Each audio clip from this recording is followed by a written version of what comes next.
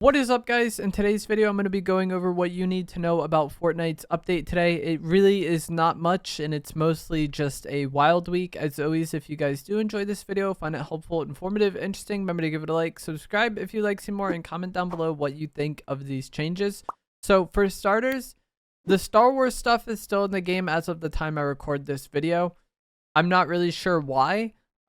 In the blog post that Fortnite put out for the Star Wars items, they basically said all of this stuff would be removed May 14th at 9 a.m. Eastern time. It's currently 2:30 Eastern time when I'm recording this video. The Star Wars stuff is still in the game, so I'm not really sure what's going on there. If Fortnite has decided to leave it in the game for longer or just for some reason forgot to remove it, I am really not sure. But again, as of the time I'm recording this video, the Wookiee Bowcaster, Darth Vader's lightsaber, and the E11 are still in the game, along with the Chewbacca NPC and the Star Wars outposts.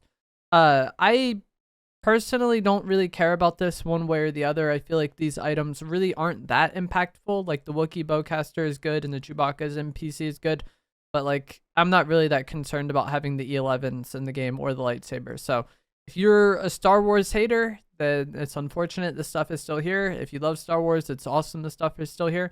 Not really sure how much longer it's going to be around, though. The main kind of change in today's update is going to be the Whiplash Wild Week. If you guys haven't played when Wild Weeks were a thing in the past, they're basically just like kind of different updates. Wild Week, there were temporary updates that tried to make the game kind of different, fun, and unique, and this one is all centered around the Whiplash vehicle, the fast car that has like the boost.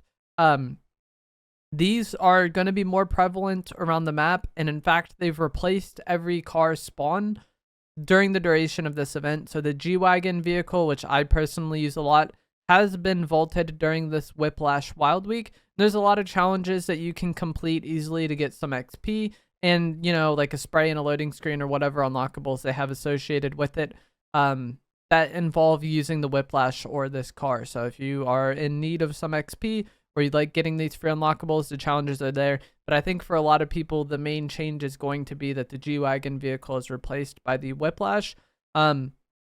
This is going to change the game a decent amount if you use cars and squads, because the Whiplash only has 2 seats. Or I guess if you play trios as well. And the fact that the Whiplash doesn't handle as well off-road, especially on mountain. So if you get any sort of end games that end on like one of the snowy mountaintops or like Mount Olympus mountain, trying to use the Whiplash on those mountains is a lot more difficult than the G-Wagon.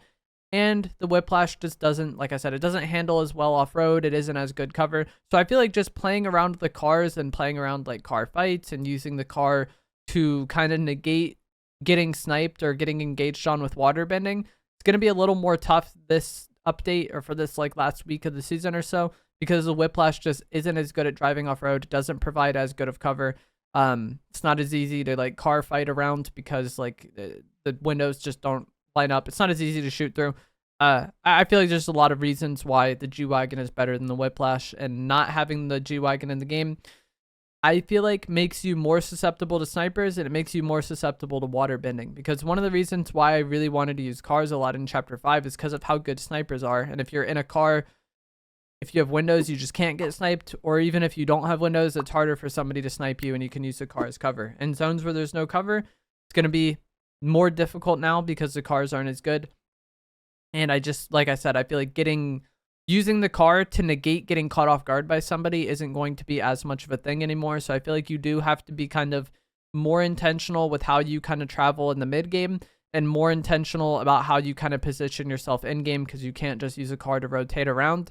And personally, I use the cars a lot in Chapter 5, but I was never really a big fan of the car gameplay. I didn't really use them at all in Chapter 3 or 4. And one of the things that drew me to Fortnite initially over PUBG was just the fact that getting in a car and making it in-game wasn't a part of the game. So I'm somewhat happy to see the cars go, despite them being very good and despite me playing around them a lot. Just a few changes that I felt like I was making to kind of accommodate this better is that I was using the natural launch pads around the map a lot more. I'll have a picture from Fortnite.gg now. There's one in the middle of the map outside fencing, and there's also kind of one near Grim Gate that I was using a decent amount to rotate out. And if you do use Flowberry Fizz and then hit one of these pads, you will go higher, and that'll make it easier for you to fly around, a bit more. I also think playing around Island when it spawned in 4th Zone was nice because it's harder for people just to travel around the map for free. And from Island, you can, again, flow Launchpad into the next zone and try to get a good spot in zone rather than just, like, driving there. And then just in general, another thing with the lack of cars, I feel like you need to be more mindful of how you use your sprint and how you use your Cerberus dashes, even if you have Medallion. Because if you don't have Medallion, then you need to be mindful anyways. But like typically when you're traveling around in a car, one of the things that's nice about it is you're not using your sprint and you're not using your dashes. And also you'll just automatically have those when a fight breaks out. Whereas now if you have to travel around on foot more because the terrain just doesn't work for the Whiplash, you know? If you're using your sprint all the time when you shouldn't be, then it's more likely you'll get caught off guard and get punished for using that sprint. So if you are traveling around the map, try to be a bit more mindful of it. Use those launch pads when you can. The Whiplash is still okay to use, but it's just not as good as a G-Wagon in my opinion. And so, yeah, I think you just need to be a little bit more mindful of things, especially in-game. I've been using Fizz a lot recently anyways, but like having the Fizz now I feel like was nice if you do have to like Fizz pad to go far or Fizz Shockwave to cover a lot of ground with not having a car that is as useful in-game. Also, for the next, I think for the remainder of this season, Fortnite has enabled supercharged XP.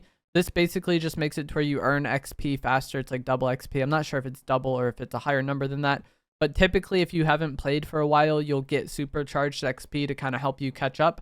But now, supercharged XP will be enabled for the remainder of the season. So if you do still have some levels to grind out in the Battle Pass, this final week will be a good time to do so. And playing creative and just like any sort of creative fighting map like Red versus Blue, the Pit, the Zero Build 2v2s, any sort of fighting map in creative, I feel like you get a lot of XP per elimination, and it's very easy to get eliminations in creative because there's less downtime. So if you are desperate for XP, that's something that I personally would do. And then one final thing in this update is going to be that bounties were disabled for some reason. Fortnite Status posted this and basically said they're kind of like reevaluating how they want to do these objectives in the future.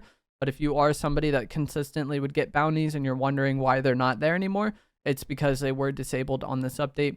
And then we also do have a lot of stuff happening with the mini event that I talked about in yesterday's video. I think Pandora's box was finally struck by lightning for the first time. So that event is going to be ramping up and advancing over the course of the next week as well. As always, if you guys found this video helpful, informative, interesting, remember to give it a like, subscribe if you'd like to see more. Use creator code EvolveJake in the item shop if you don't already.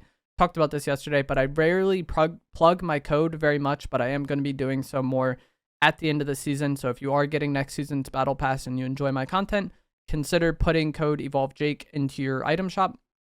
And that way, Epic just basically pays creators a percentage of the money spent using their code. So a way to support the channel and just get things that you were already going to get anyways. I'm going to let some gameplay play out that I got on stream, and I will see you guys in the next one. Thanks for watching. It's hard to find the last player sometimes. There's one on that hill. I just don't think that's going to be in zone. Eventually I have to do something, but like maybe he already did. Yeah, he did.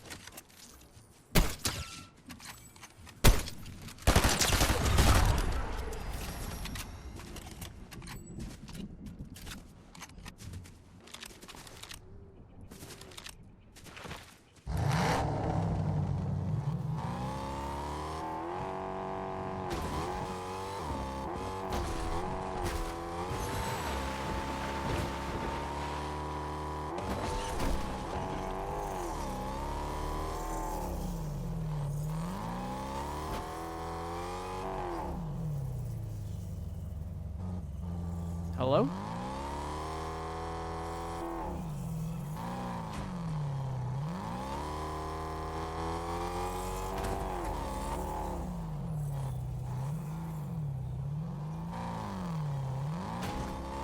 Is this man in the sky?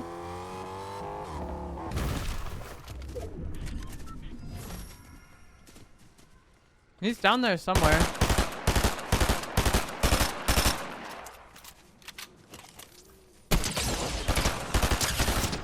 It is.